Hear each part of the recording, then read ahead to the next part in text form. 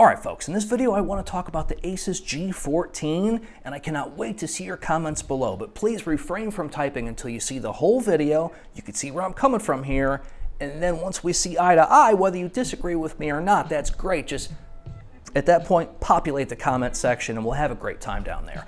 And what I want to talk about is the overall value of this laptop. It's a very popular laptop right now because it's what was sent out to most of the big tech channels out there, but I have a hard time justifying the cost of this machine when the only compelling thing about it is its form factor. And as somebody that's had, let's say, had a YouTube channel for 3 years now, I believe that's about correct, and then I have tens of thousands of posts across several enthusiast forums, what was not asked for was, gee, I wish we had a laptop that was between the thin bezel 15-inch chassis and something such as the 13.3-inch Razer Blade Stealth. That's just not a request very many people were making, if at all. And in my opinion, the G14 is only that form factor, and everything else it offers, it's doing this at a price premium that in my opinion does not justify itself. Take a look at the current pricing as of March 29th, 2020. The top two SKUs are $2,000 each. They feature a Quad HD panel at 60 Hz, the awesome 4900HS, dual channel memory, 1 TB of storage, and the RTX 2060 Max-Q. They both feature that anime matrix display on the back of the lid, all that good time shenanigans stuff. The only difference between the top two SKUs are gray and white. A Quad HD panel is not worth the $500 price premium. It just isn't. And if you've never used a Quad HD panel on a laptop this small, such as let's say the Alienware 13 OLED, I used to have one of those. Trying to run that at 100% resolution scaling within Windows makes everything so small, it's not usable. Now the problem with this is that once you get past a certain point on the scaling within Windows, some pieces of software out there have a hard time operating correctly.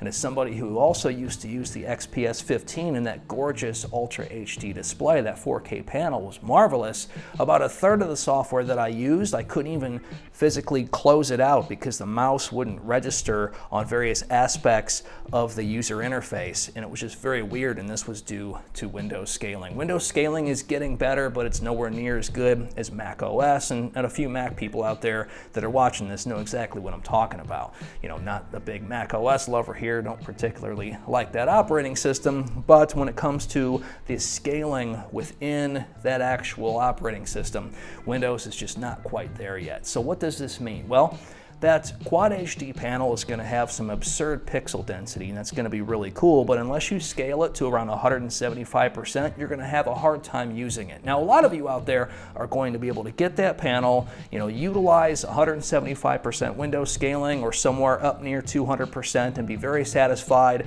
and the minimal amount of software that you use is not impacted by the resolution scaling, and you come back here and you say, well, Bob, I'm having no problems. And honestly, for you, I think this is going to be a good laptop. It's going to look good on paper, it's going to look good in person, but once you start practicing the usage of that particular setup, some of you are going to find yourself very frustrated. And aside from all of that, I just don't find this SKU to be worth $2,000 because at the end of the day, these are gaming laptops first. They may not be a gaming laptop first for you, but Asus made these as a gaming laptop first. Let's not fool ourselves here. And the 2060 Max-Q at 65 watts, well, it performs on average a little bit slower than an 80-watt 1660 Ti. And we could find 80-watt 1660 Ti's all day, right, for around $1,000. Heck, the TUF 506 is basically the bottom spec here, right? It's got the 120 Hertz panel, in our case, the 144 Hertz on the Asus one. It's got the same CPU, same memory, same amount of storage, except it's got a 1660 Max P at 80 watts, which is going to decimate the Max Q version. And for $999, while the display is not marvelous, it's still going to perform better for less. And again, at the end of the day, these are still gaming laptops. And most of you, once the honeymoon phase wears off on this whole G14 shenanigans, are going to realize that the performance that you're getting out of it per the dollar is pretty much better everywhere else. Not trying to hate on the G14. I would daily drive one. The CPU is my favorite mobile CPU of all time. It really is. I love it. I think it's a great looking laptop. I just think it's priced a little bit too high. And once you start to get your hands on these, I think you're going to see this for yourself. Now, others may be saying, well, Bob, you recommended the Mag 15 with a 1660 Ti, and that's $1,500. You're right, I have, and I still do. That is a 115 watt GPU. The desktop variant is 120 watts. That laptop will smash this thing in gaming performance. It also has a larger battery, right? It also has a little bit better of a display and the IR camera for Windows Hello. Now, when you want to compare CPUs, I would happily take this 8-core 16-thread chip over the crummy 9750H. But when it comes to gaming performance, which is what most of us are going to be doing, with the exception of someone like myself that can really use 16 threads for their editing software to help speed up that render time by about 20%, that's great. But at the end of the day, these are gaming machines. Well, Bob, what about the battery life? Linus said that the battery life of the G14 was like 10 hours and 40 minutes. Just hold on a second there. When you buy one of these, and I know a lot of people will, okay, and if you do, that is great. I'm not going to make fun of you or say you made a bad decision. If you want this laptop, definitely buy it. But once you install your software and the honeymoon phase wears off and you start using this thing, you're not going to get anywhere close to 10 hours of battery life. It's going to be somewhere around that 5 to 6 mark, okay? And this is coming from somebody who's been criticized for saying that the battery life was longer than what another individual was experiencing. And I still find my battery tests and predictions to be very, very accurate.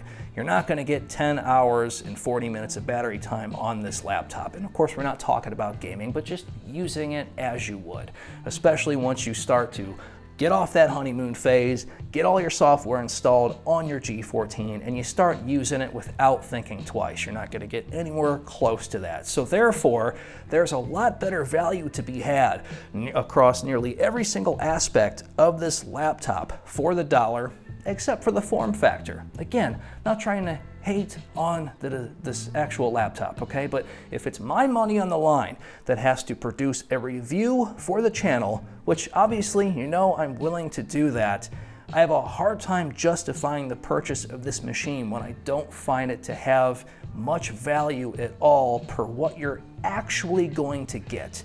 And that form factor, as far as I know, has never really been a high enough request to justify the premium. And do I think the price of this thing is going to fall by the end of the year? Yeah, it probably will, okay? That's kind of how that goes.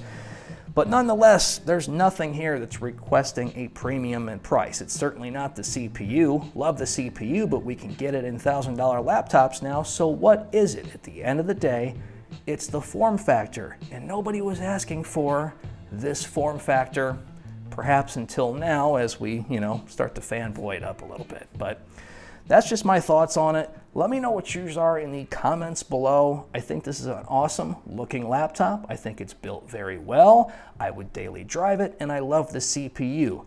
But I would have a hard time recommending it over a whole lot of selection out there that we have currently today, unless you are dead set on this form factor. All right, folks, that's going to do it. I'm Bob of All Trades, and I'll see you in the next video.